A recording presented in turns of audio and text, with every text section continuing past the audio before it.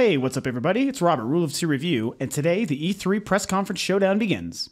Alrighty, well, it's starting to become that time. The buzz is in the air, the hype is starting to build, and we are finally slowly beginning to prepare for E3. It's not quite upon us, but it's one of those things, like I said in a previous video, where it almost feels like it's always upon us as soon as we hit the first of any new year. It's still several months away. It's only April. June is feeling like it's around the corner, and it is only the second week of June that we get our brand new E3 for 2014, June 10th, 11th, and 12th.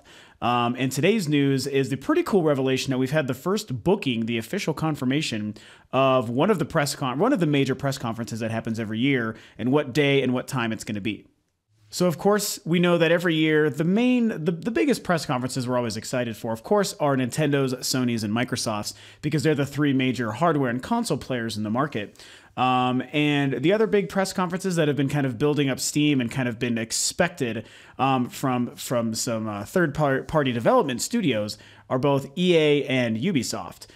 Today's news has confirmed that EA has said that their press conference is going to be happening on June 9th, which is that Monday, the Monday of that week of E3. Again, the show floor days are the 10th, 11th, and 12th. Traditionally, there are 2 days of the big press conferences, the ones that all the press and different sort of media attendees get to go and visit inside of a huge arena. They're the ones that are live streamed on the internet to you and me and all the other, excited gaming fans who get to kind of watch all of this content come at us from the week of E3. Those traditionally happen on the Monday before the show floor, as well as that Tuesday. So it's usually every year, you've got Monday is a day of press conferences, Tuesday is the last day of press conferences and the first day of the show floor, and then Wednesday and Thursday carry out the rest of that week with more show floor stuff and different announcements and all sorts of cool things that start to come at us from the internet and stuff from home.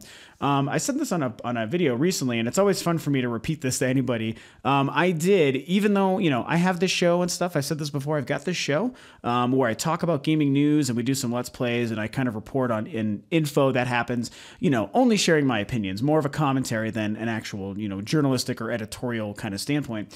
But I'm not actually in the industry. I am, of course, a gamer just like you, and I'm a fan just like you. So the fact that I can say that in 2004 I did get to attend E3 is pretty darn cool. That was one of the biggest and best years. I think a lot of people tend to feel that way. I know I felt that way, maybe a little bit biased because I actually did get to attend, but regardless, that's kind of how I feel. And so as someone who's been there, I can definitely sort of relate to the chaos and what it's like to be there. I can tell you, it's amazing. It's everything you think. It's kind of built up for gaming fans to be this sort of mecca of the gaming industry and just so much awesomeness all over the place. And I can confirm that that is pretty much the case. But regardless, we know that the press conferences always happen those days, the Monday and Tuesday of the week of E3, and that is when we get to watch everything unfold from home, which is really exciting. I will be doing the same, just like you. And so we know so far that EA's is the only confirmed one, again, for Monday, June 9th. No word yet on Nintendo, Sony, Microsoft's, or Ubisoft's, but we know they're going to all fall within those days. Traditionally, I shouldn't necessarily say traditionally, but I can tell you the trend the last few years has seemed to have been that Sony and Microsoft will take that first day. Nintendo will take the first thing in the morning on that second day. And then Ubisoft and EA are usually kind of spread throughout, usually on that second day or even later. So it's interesting that EA was the first one to come out of the gate with the booking and that they booked for the first day, that Monday. And I believe I've got the time confirmed. So it's going to be 1 p.m. And that's, of course, 1 p.m. Western time. And that's because it happens in LA and California. So you can kind of gauge when it's going to happen at that point.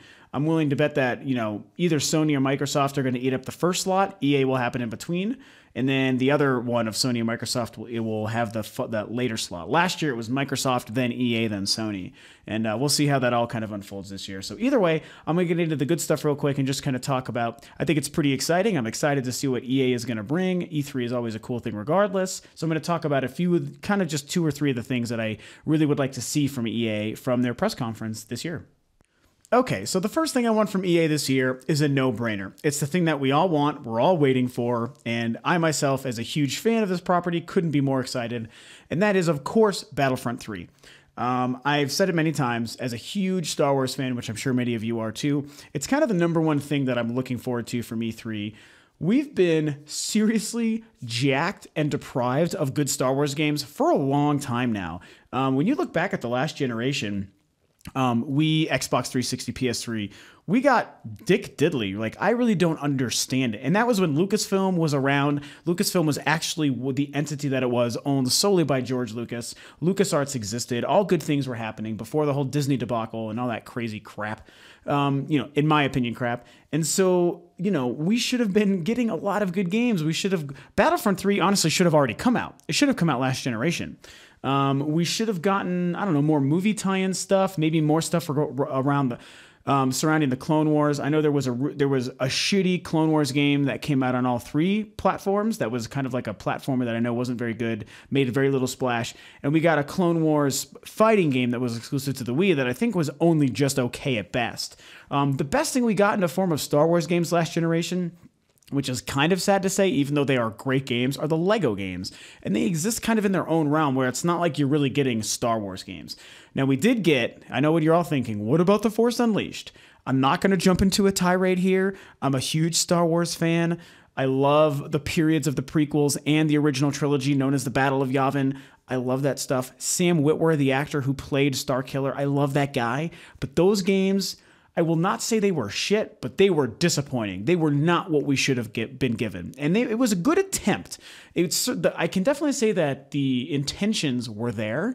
They just were both executed not very well. And sadly, the first one was executed best.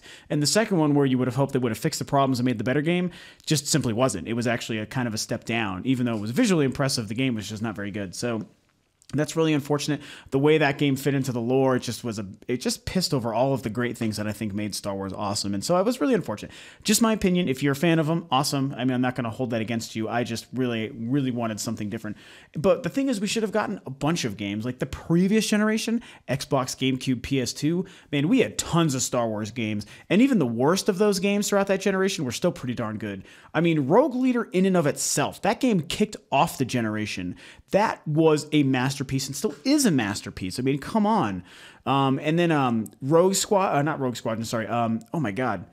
The Commando game for the Xbox. I can't even remember. It's something Commando. I'm actually a super ass jerk for not being able to remember it. But it was focused solely on the clone troopers. It was a great game. So regardless, that amongst many others, really good games. And I don't know why we got so jacked last generation. Oh, that's also the generation we got Battlefront 1 and Battlefront 2. Oh my God. I mean, come on. We really should have had Battlefront 3 already. So anyway, that was my long tirade about Star Wars games. The point is, we do finally know now EA's got the licensing rights for Star Wars. We know that they brilliantly said we're bringing back Battlefront 3. Thank God it was a no-brainer to do that, and someone finally did. And they've got DICE working on it. I know some people are kind of down on DICE, and although I don't really spend a lot of time with their stuff, I actually do like the guys. I like the studio. They were a little bit stupid with their Nintendo jab on April Fools, which really kind of pissed me off. But that aside, they're a quality studio. The Frostbite engine, I think, is great. So I'm really excited to see what Battlefront 3 is going to turn out like. I think it's going to be an excellent game. I hope that they incorporate a lot of stuff, both from the original trilogy and the prequel trilogy, which is what Battlefront 2 did really, really well. So I think they're going to continue that. Yes, they should probably pull stuff from Old Republic or New Jedi Order. That would be cool. I'd rather them focus on New Jedi Order stuff, reach out to the expanded universe and bring that stuff into Battlefront 3. Old Republic, I've said many times, I love it, but I'm done with it for now. I think we need to take a long extended break from the Old Republic. Not because it's not great, just because we've done it to death the last 6 or 7 years. I'm good with it. Let's do some new stuff. Go back to the films, go to New Jedi Order, go to many other different things. So I think that there's some cool stuff. Either way, I, of course, am excited for Battlefront 3, and I know we're going to be getting a lot of it at at EA's press conferences here. The other game that I'm really hoping to get some good news on and really excited for is a game that I think should be being treated as higher profile than it is. For some reason, people just don't seem to be talking about it. But that is Dragon Age Inquisition, also known as Dragon Age 3. Now, I shouldn't say that I don't really know why a lot of people aren't talking about it, because I do know probably one of the big reasons, and that is that a lot of people did not like Dragon Age 2. That's a very particular conversation for me, because I actually really, really loved Dragon Age 2. However, I certainly can understand and see why a lot of people had some issues with Dragon Age 2. It makes me sad. I think that overall, I think people were certainly still too harsh on it. And I know that most of you listening are probably going to be on that tip. You're probably like, Rob, you're fucking crazy. That game sucked. And I'm used to it, so that's fine. I think that overall, though, people are being too harsh on it. That being said, I can see why a lot of people maybe didn't like it as much as the first one, Dragon Age Origins was a better game. That game is amazing. It's a masterpiece. It was right at that perfect time when BioWare was really starting to set themselves apart before they, I think before they joined EA. Ooh, I could be wrong with that. You guys can correct me below. I can't remember if at the time that the first Dragon Age came out, if BioWare and EA were the same entity or not. But regardless, BioWare was still making a name for themselves. Mass Effect and Mass Effect 2 were like making huge splashes. And, you know, Dragon Age was like their, you know, medieval magical equivalent to that kind of game. And it was fucking awesome. Like Dragon Age and Dragon Age 2. I liked it. You know, Dragon Age 2 certainly wasn't as good, but I still did really like it, mostly because the combat was vastly improved. The story was still good. The world traversal, I'll give it to most people. It was a little disappointing because you're in the same areas and they repeated a lot of environments and blah, blah, blah. It didn't hinder the game too much for me, but I acknowledge that, yes, it was a problem, especially compared to the fantastic setting of the first game. But regardless, the reason I'm excited for Dragon Age Inquisition is not only because I am just a Dragon Age and a BioWare fan, but because I know without a shadow of a doubt that the talented guys and girls at BioWare are going to have taken a pretty strong note of what worked and what didn't work from those first two games, mostly from Dragon Age 2. I guarantee you that they've listened to the fans, they've understood what, you know, a lot of people probably didn't like about Dragon Age 2. And even though I didn't like it, even though I did like Dragon Age 2, I can only think that they're going to take what we know from those first two games and make just the definitive, most awesome Dragon Age experience possible.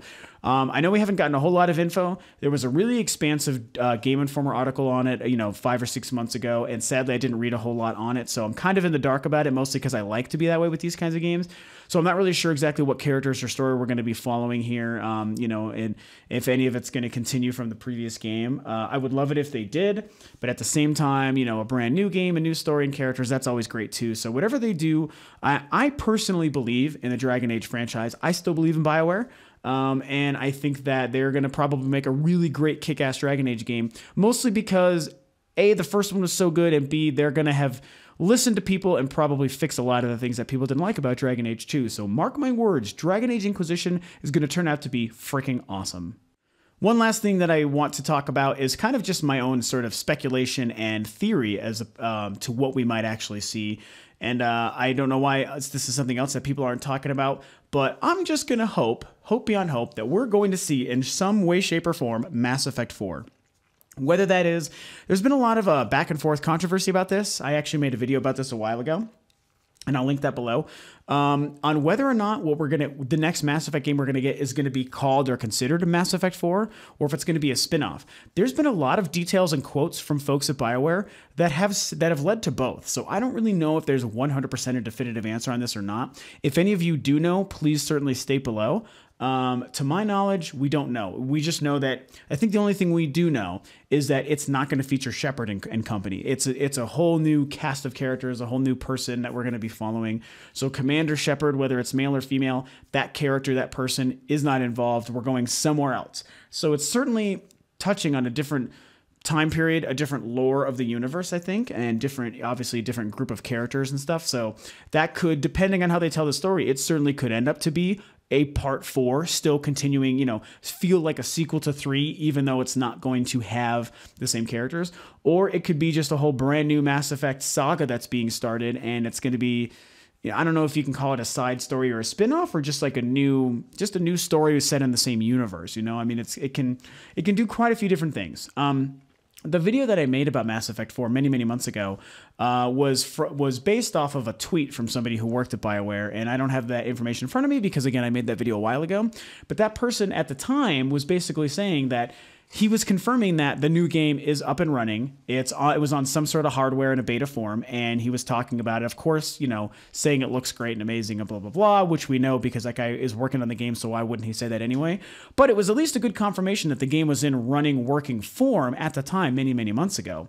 So, I mean, maybe we won't get any gameplay if they do actually show it this year, but I'm sure if anything, we're going to get a trailer. I hope it's more than a teaser, and I hope it's more than a logo. I don't want them to do the Microsoft Halo thing where they just show a fucking logo and it's like, yep, the game's coming, be prepared to buy it. You know, even though that works because yes, we buy it and I buy it, and it would even work for me with the new Mass Effect. I mean, I don't want that, man. Like, show us some good stuff. Don't be afraid to show us some meat. We know the game probably has enough going on that you could do an on-stage demo, or at least show us a trailer that's not all cutscenes, that's going to actually have some gameplay footage and give us an idea of what's going on. Introduce us to the new star of the show, the new characters, the universe, the story. You know, I'd like to get some good Mass Effect content. There is a possibility, of course, we won't see it or hear from it at all, but I feel like it's time. I'm sure EA knows that this is something that people are going to be wanting and expecting. And they also need to work pretty hard to, I shouldn't say EA and BioWare. They need to work pretty hard to wash the taste of the Mass Effect 3 ending out of people's mouths. And that is not my opinion speaking. I'm just talking about the broader public because we all understand and know the fallout that happened from Mass Effect 3. So I'm not putting my own spin. I'm just saying because so many people were pissed off about it, regardless of your feelings, that was the general public's feeling. So they do need to work against that. You know, they need to kind of remind people, hey, Mass Effect can be awesome again. Don't forget, here's Mass Effect 4, and bam, you love it. You know, show us that stuff. I think we're going to see it. We don't know we will, but I personally think that they would be completely ludicrous not to show it. And if they do, people are going to love them for it. So it's probably going to be a pretty good show. So that's really the last thing that I think is really going to be happening that I'm A, expecting, and B, really hoping for at EA's press conference at E3 this year. Okay, guys, well, that's all from me for the E3 2014 EA press conference that we know just got booked for June 9th today. Those are all my thoughts and my opinions, the games that I want to see and hear about, and my theory on if we'll actually see the next Mass Effect game. What do you guys think about the games that I mentioned, and what is it that you actually want to see? That's what's more fun. Whatever you think they might do, or whatever it is that's on your wish list that you'd like them to talk about, definitely share that below. I'll kind of, as we get more information at E3 and the different press conferences moving forward, I of course will make some more videos on my opinions on that, and I'll probably do an E3 preview or an E3 predictions kind of episode leading up in the weeks beforehand, because I think that'll be really fun and kind of see what you guys think about that. So, but yeah, what is it that you're excited for, and what is it you think E3's EA? Keep confusing those. What is it you actually think EA is actually going to do? Of course, if you like the video and you like Rule of Two Review, then you can subscribe to the channel, and you can like and share this video. And of course, like I said, share your comments and your thoughts about EA's press conference below. So yeah, that's it. Thanks so much for tuning in, guys, and as always, I will catch you next time.